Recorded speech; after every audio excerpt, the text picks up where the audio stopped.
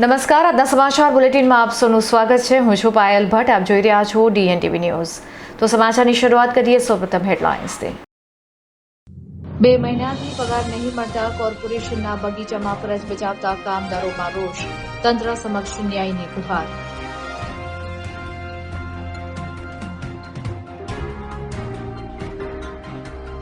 મોજમોડા circle પાસે અકસ્માત બાદ બાઇક સવારનો હાઈ વોલ્ટેજ ડ્રામા.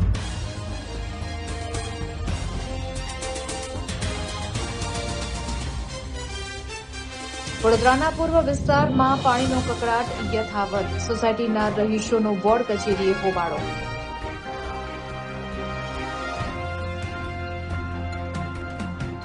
હવે જોઈએ સમાચાર વિગતવાર.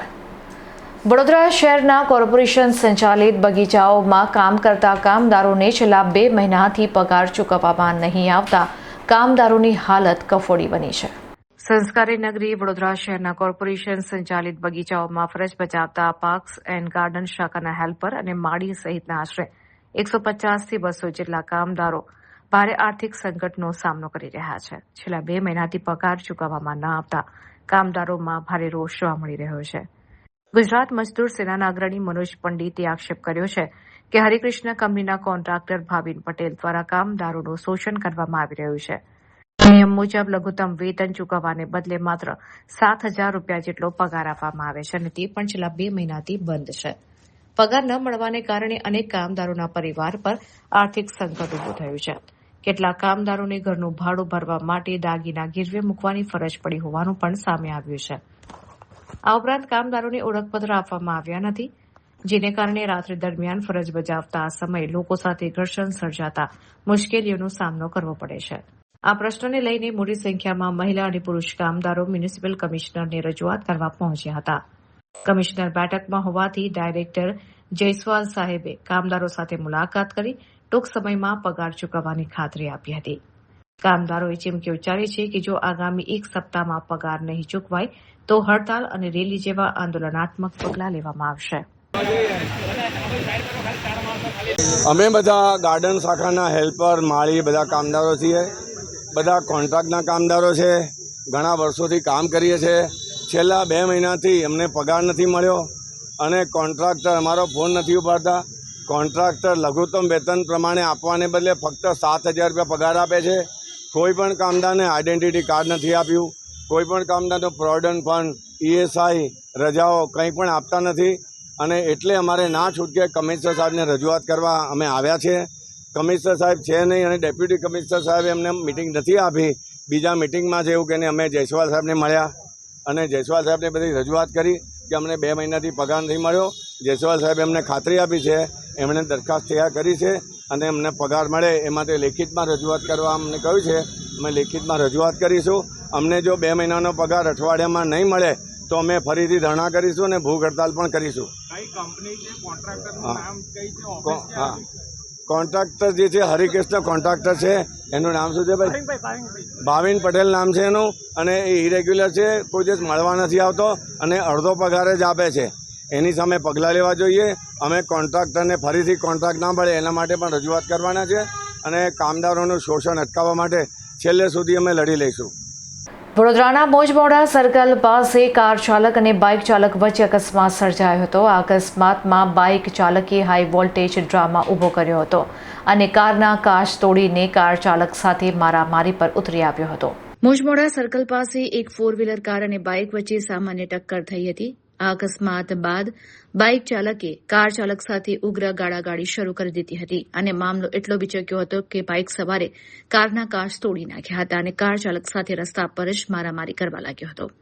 આ ઘટના જોઈને આસપાસથી પસાર થતા લોકો અને સ્થાનિક રહીશો મામલો શાંત પાડવા અને સમજાવવા માટે વચ્ચે પડ્યા હતા.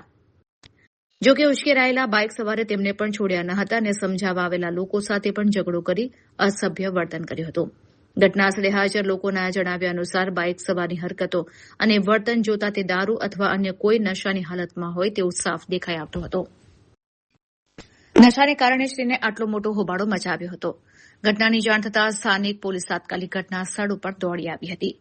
પોલીસે આ હંગામો કરી રહેલા બાઇક સવારને કાબૂમાં લઈને મામલો થાળે પાડ્યો હતો અને રસ્તા પરનો ટ્રાફિક હળવો કરાવી વાહન વ્યવહાર પૂર્વવત કરાવ્યો હતો. પોલીસે આ મામલે કાયદેસરની કાર્યવાહી હાથ ધરી છે.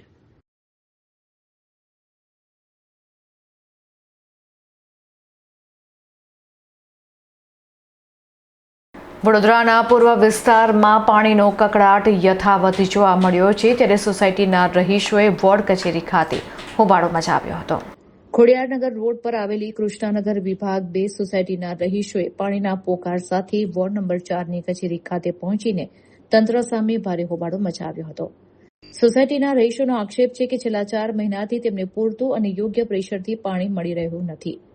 પૂર્વ વિસ્તારમાં પાણીનો પુરવઠો સુધારવા માટે આજવા ખાતેથી નવી લાઇન જોડાણની કામગીરી ચાલુ છે, પરંતુ આ કામગીરી અત્યંત ધીમી ગતિએ ચાલતી હોવાથી જનતા ત્રાહિમામ પોકારી ઉઠી છે. હાલ વડોદરા મ્યુનિસિપલ કોર્પોરેશન દ્વારા આ વિસ્તારોમાં ટેન્કર મારફતે પાણી વિતરણ કરવામાં આવી રહ્યું છે. સોસાયટીના આશરે 300 જેટલા મકાનો છેલ્લા 4 મહિનાથી પાણીની અછતનો સામનો કરી રહ્યા છે. ટેન્કરથી મળતું પાણી અપૂરતું હોવાથી સ્થાનિકોને પીવા માટે મોંઘા ભાવના પાણીના જગ ખરીદવા પડી રહ્યા છે.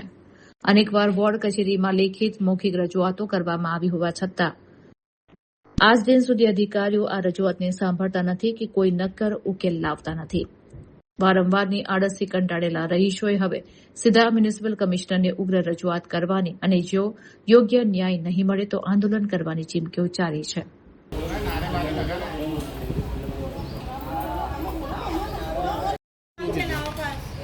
અમે વાત કરી છે આગળ. કેટલા સમયથી તમે એમની સાથે સંપર્કમાં છો? અમે તો જ્યારથી પ્રોબ્લેમ છે ત્યારથી સંપર્કમાં છે.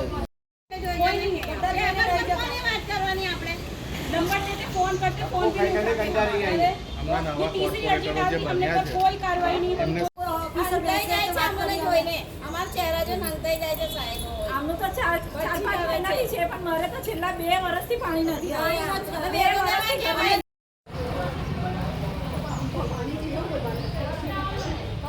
નમસ્કાર દર્શક મિત્રો, શિખર ભારતના ડિજિટલ પ્લેટફોર્મ પર આપનું સ્વાગત છે. વાત કરીએ તો હાલ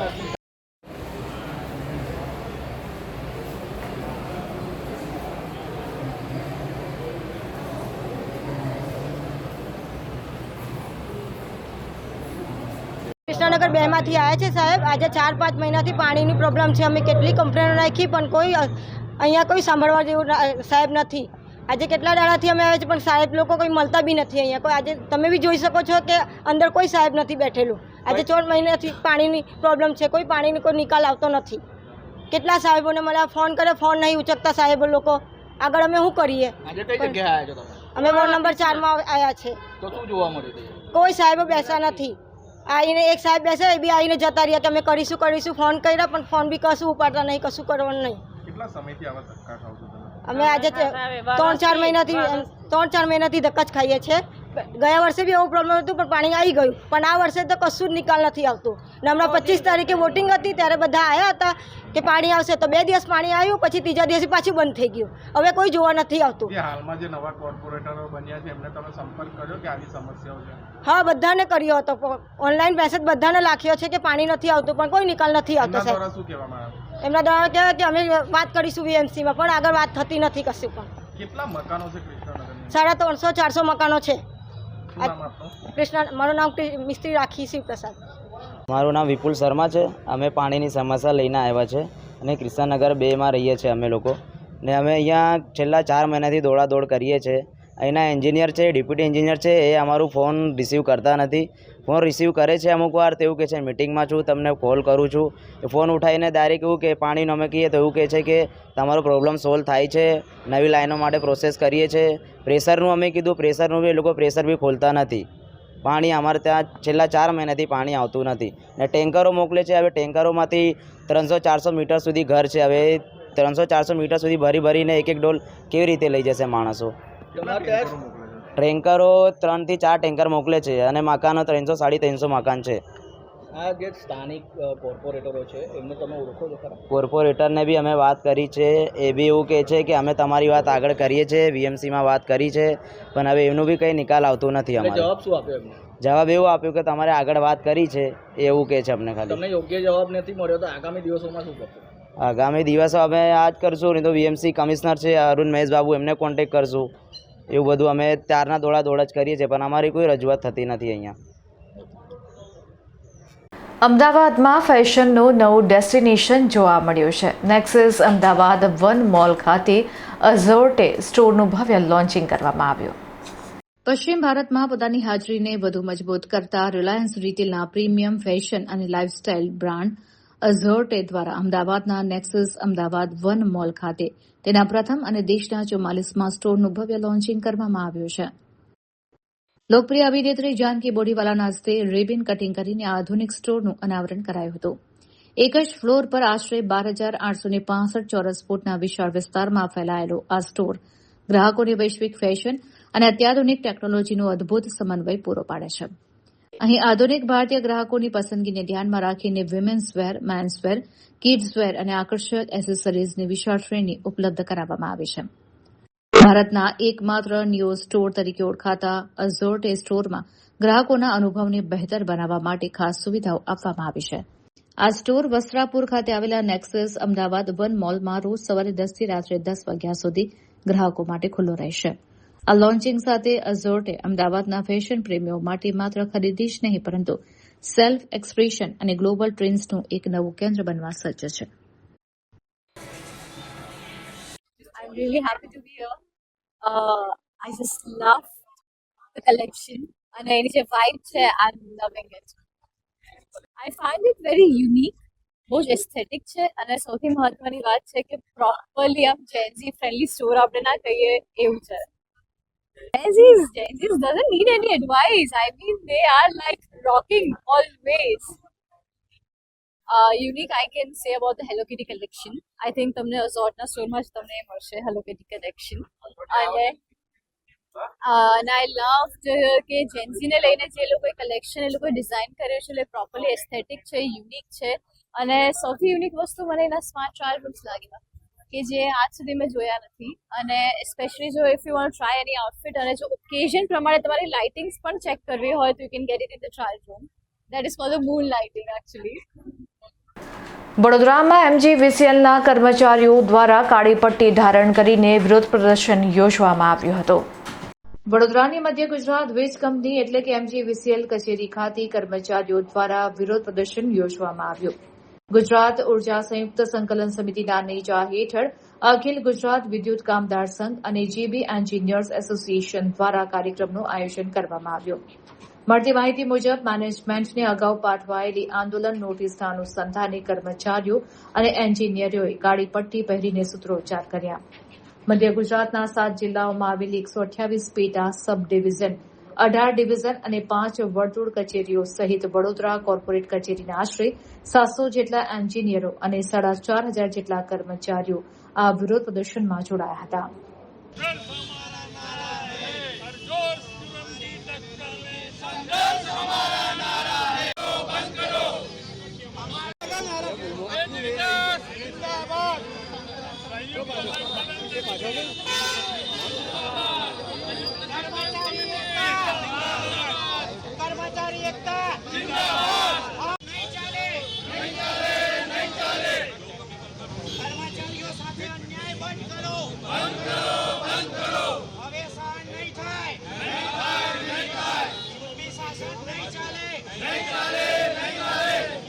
માગણીમાં કર્મચારીઓની માગણીઓ પણ છે. આર્થિક કોઈ માગણી નથી. કર્મચારીઓનું હિત સાચવવાનું છે અને પ્રજાજનોનું હિત કે જ્યારે આજે સામા ચોમાસે પ્રી મોન્સૂન કામગીરી જે અત્યારે પતી જવી જોઈએ કે જેના માટે માનનીય વીજળી મંત્રી અને નાયબ વીજ મંત્રી પણ સતત ફોલોઅપ કરે છે. પણ અહીંના કેટલાક એલિમેન્ટ્સ એવા છે જે સત્તામાં છે, જેને હાથમાં પૂરો પાવર છે, સી એ બધા જુદા જુદા કામોમાં બધાને વ્યસ્ત રાખીને એ ના થાય અને એની હાલાકી જનતાને પડે અને સરકારનું બી નામ બદનામ થાય એવી એમની એક કાર્ય પદ્ધતિ રહી છે. આજે સોલરની મીટર રીડિંગ કરવા માટે ને સોલર મીટર લગાડવા માટે એજન્સીને આપણે પૈસા આપીએ છીએ, પણ એ બધું જ એનું 80% કામ આપણે સ્ટાફ જોડે જ કરાવડાવે છે. ઇવન વચમાં તો 6 મહિના સુધી વીજ બિલ વિતરણ નહોતા થયા તો MGVCLના કર્મચારીઓને જ સોંપી દીધું કે તમારે વીજ બિલ પણ તમારે જ વહેંચવાના જઈને. એટલે એ બધું ડાયરેક્ટ ઇન્કમને પણ અસર કરે છે. તો પણ એ લોકો એને ધ્યાનમાં રાખ્યા વિના જુદા જુદી એક્ટિવિટીમાં બધાને પ્રવૃત્ત રાખે. અત્યારે તો અમે ગાંધી જીત્યા મહાદેવ કાળી પટ્ટી પહેરી છે અને સૂત્રોચ્ચાર કરીને ધ્યાન દોરીએ છીએ કે જેથી સરકારમાં બેઠેલા નેતાઓ એ આ બધું સમજે. આજે જે જીઈબીએ મંજૂર કર્યો છે એમાં બી 600 જણાનો સ્ટાફ ઓછો છે, તો પણ એ જ કર્મચારીઓ જોડેથી જુદી જુદી જાતનું આ બધું કામ કરે છે. બીએલઓનું કામ થયું, હવે વસ્તી ગણતરીમાં પણ જીઈબીના કર્મચારીઓને અંદર લીધેલા છે.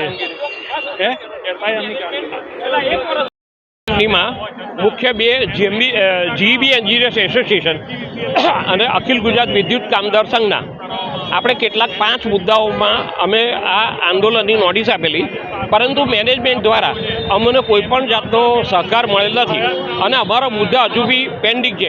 નોટિસ આપે આજે 20 દિવસ ઉપર થયા છે, પરંતુ અમારા જે ઇલેક્ટ્રિકલ આસિસ્ટન્ટની જે પ્રી મોન્સૂન મેન્ટેનન્સની કામગીરી આપવાનું અમે વારંવાર છેલ્લા એક મહિનાથી કહીએ છીએ, જેથી ચોમાસું આવે છે તો કોઈ બી ગ્રાહકને વીજ વિક્ષેપ ના પડે એને માટેનો અમે વારંવાર કહીએ છીએ. પણ મેનેજમેન્ટ, એમજીવીસીએલનું મેનેજમેન્ટ ફક્ત ને ફક્ત એવું કહે છે કે બીજી મીટરના બિલો વેચવાની ઇલેક્ટ્રિકલ આસિસ્ટન્ટ જે ટેકનિકલ સ્ટાફને એને અન્ય કામગીરી સોંપે છે. એની સામે અમારો વિરોધ છે. વિરોધ એટલા માટે છે, કામગીરી તો તમે કોઈ બી કરવાના છો, પણ પબ્લિકને હેરાનગતિ ના થાય એવો અભિગમ રાખતા નથી. એની સામે વિરોધ છે. 500 જગ્યાઓ મીટર રીડરની ખાલી છે, જે ડાયરેક્ટ એમજીવીસીએલના રેવન્યુ પર અસર કરે છે. છેલ્લા 1 વર્ષથી 500 મીટર રીડરની ભરતી કરવા માટેનું મેં વારંવાર રજૂઆત કરી, છતાં બી એ પ્રશ્ન સોલ્વ ન થયો. એને લીધે આંદોલનની શરૂઆત કરી છે. આજે સૂત્રોચ્ચાર કરીને જ વિરોધ દર્શાવ્યો છે. આગામી સમયમાં જો મેનેજમેન્ટ મિટિંગ આપશે અને એ મિટિંગમાં જો અમને પોઝિટિવ એક્શન લેશે, અમને કોઈ આશ્વાસન જોઈતું નથી, તો અમે આ આંદોલન પાછું ખેંચીશું.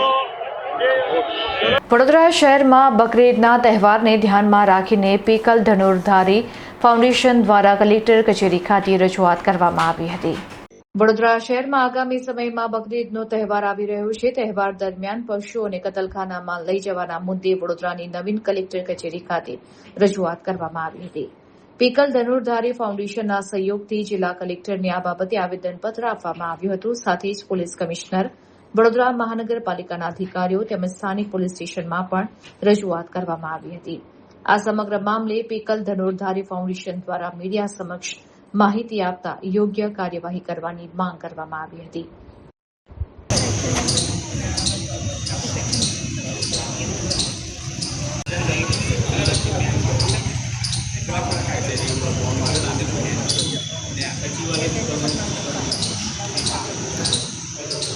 વડોદરા જિલ્લાના વિવિધ એનિમલ લવર્સ છે, વિવિધ એનજીઓ તરફથી અમે બધાએ રજૂઆત કરી છે કલેક્ટર સાહેબને, કમિશનર સાહેબને, કે જે ઈદ દરમિયાન જે પણ અત્યારે ઇલીગલી ટ્રાન્સપોર્ટેશન થઈ રહ્યું છે, ઇલીગલ કતલ થઈ રહ્યા છે, જાહેર ઉપદ્રવમાં વિવિધ મીન્સ કે માંસ મટન મળી રહ્યું છે, ઇલીગલ એ લોકો ટ્રાન્સપોર્ટેશન કરીને ક્રુરલ્ટી કરી રહ્યા છે, એ બધી જ બાબતોએ અમે લોકોએ કલેક્ટર સાહેબને રજૂઆત કરી છે કે એટલીસ્ટ લો અને લીગલ ઓર્ડરનું ડેકોરમ મેન્ટેન કરે અને જે આપણા કાયદા છે કાયદા પ્રમાણે અનુસરે અને વિવિધ જે પણ આપણા કાયદા પ્રમાણે જે પણ આપણી SOP ગાઈડલાઇન છે એ પ્રમાણે ઈદની દરમિયાન ઈદના તહેવારને એવી રીતે ઉજવવામાં આવે.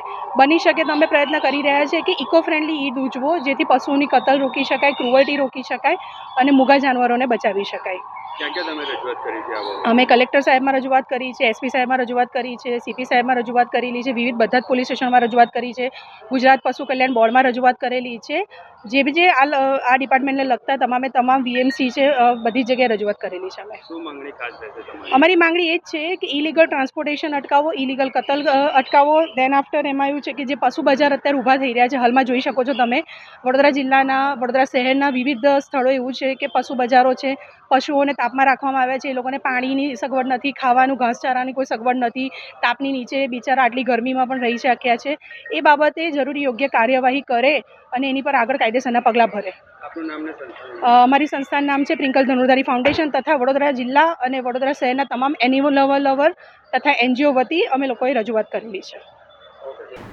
મધ્ય ગુજરાતની સૌથી મોટી હોસ્પિટલ એવી SSG હોસ્પિટલની ગંભીર બેદરકારી સામે આવી છે.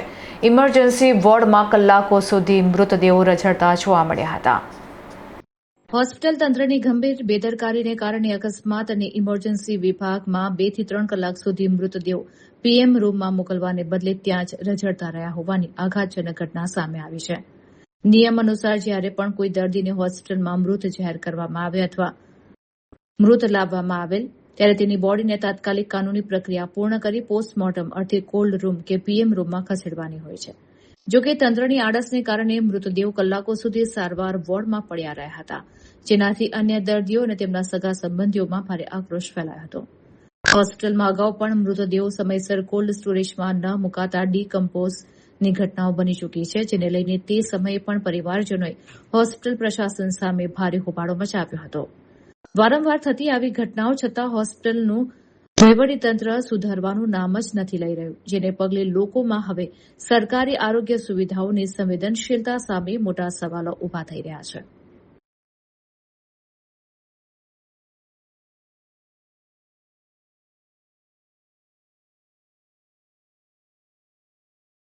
વાઘોડિયા તાલુકા પંચાયત પર ભાજપનો ભગવો લહેરાતા ખુશીનો માહોલ જોવા મળ્યો હતો.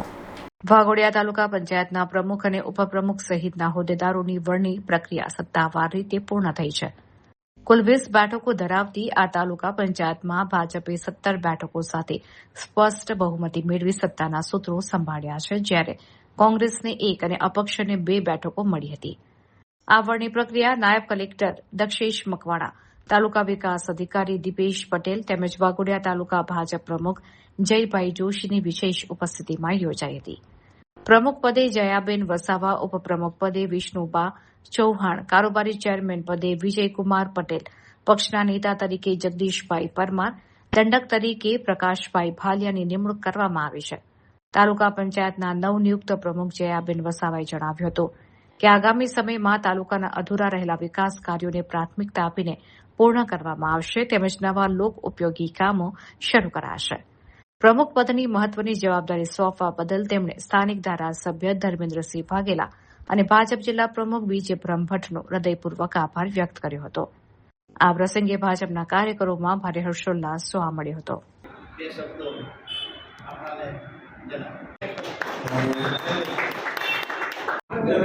ભારત માતા કી જય. આજ રોજ વાઘોડિયા તાલુકા પંચાયતની ભારતીય જનતા પાર્ટીમાંથી બિનહરીફ પ્રમુખ જયાબેન રાકેશભાઈ વસાવા તરીકે ભારતીય જનતા પાર્ટીએ નિમણૂક કરી છે અને એમને સંગઠન પ્રમુખ તરીકે હું એમને શુભેચ્છા પાઠવું છું.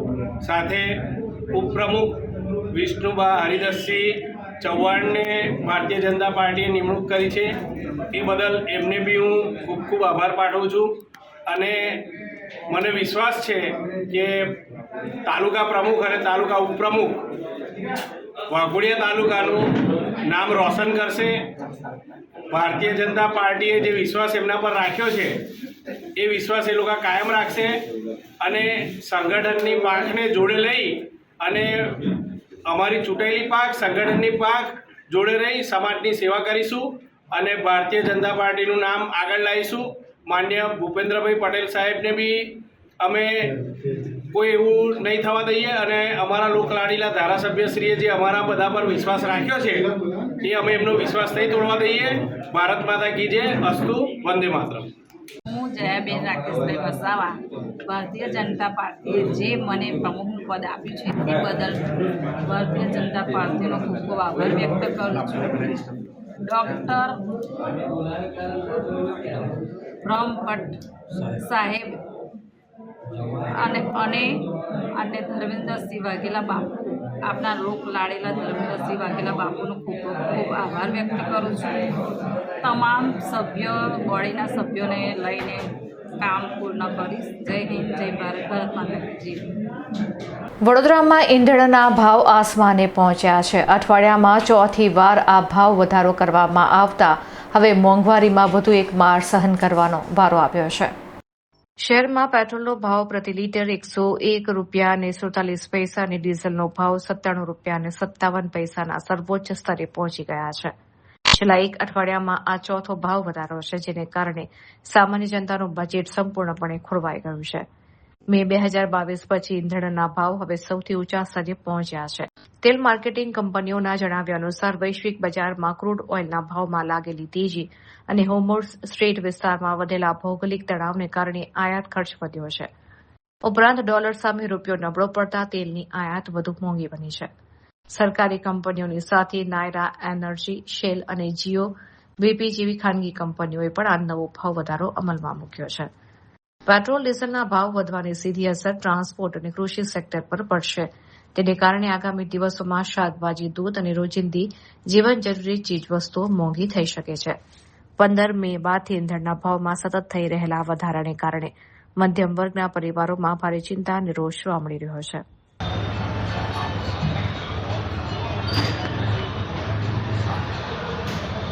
પેટ્રોલનો ભાવ વધારે અઠવાડિયામાં ચોથી વખત વધાર્યું છે, બરાબર. ઘડી એ કરવાનું આપણે. સામાન્ય માણસને કેટલી તકલીફ પડે? સામાન્ય માણસ છે, અમને બહુ તકલીફ પડે છે. આવી ઘડી સરકાર ભાવ વધારે છે. તમે શું કરો છો? હું જોબ કરું છું, રેપિડો ચલાવું છું. તમને પેટ્રોલમાં તકલીફ પડે છે. ગોત્રી ભાયલી રોડ ઉપર બેકાબુ રિક્ષા ચાલકે રોડ પર કામ કરી રહેલા સફાઈ કામદારને અડફેટમાં લીધા હતા અને આ અકસ્માતમાં રિક્ષા પલટી ખાઈ ગઈ હતી. વડોદરા શહેરના પ્રગતિશીલ વિસ્તાર ગણાતા ગોત્રી ભાયલી રોડ પર એક ગમખ્વાર અકસ્માતની ઘટના સામે આવી છે. એક પૂરપાટ ઝડપે આવી રહેલી ઓટો રિક્ષાના ચાલકે સ્ટીયરિંગ પરથી કાબુ ગુમાવતા રોડ પર સફાઈ કરી રહેલા પાલિકાના સફાઈ કામદારને જોરદાર ટક્કર મારી હતી. અકસ્માત એટલો ભયાનક હતો કે ટક્કર માર્યા બાદ ઓટો રિક્ષા રોડ પર જ ધડાકાભેર પલટી મારી ગઈ હતી.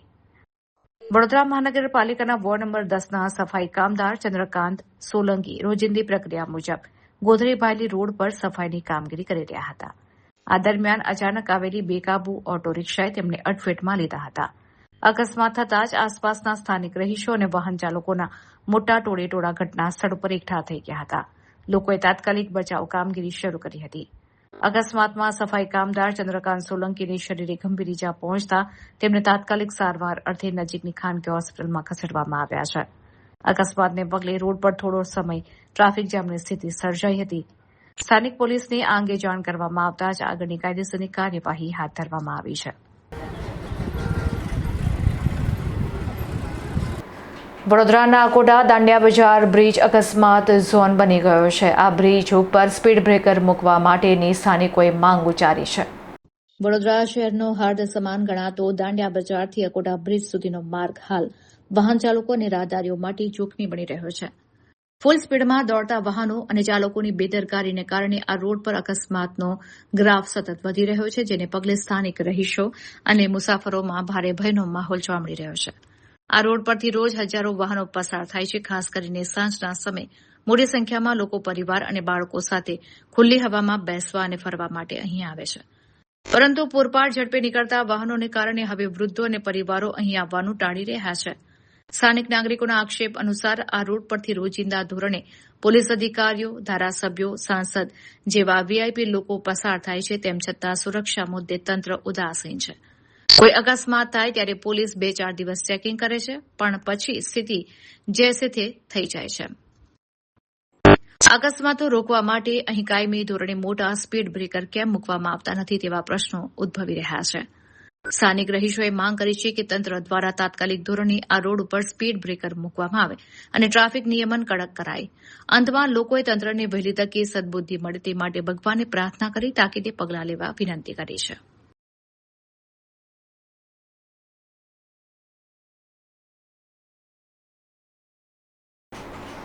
તો આ હતા અત્યાર સુધીના સમાચાર. વધુ સમાચાર સાથે ફરીથી મળીશું. ત્યાં સુધી મને રજા આપશો. નમસ્કાર.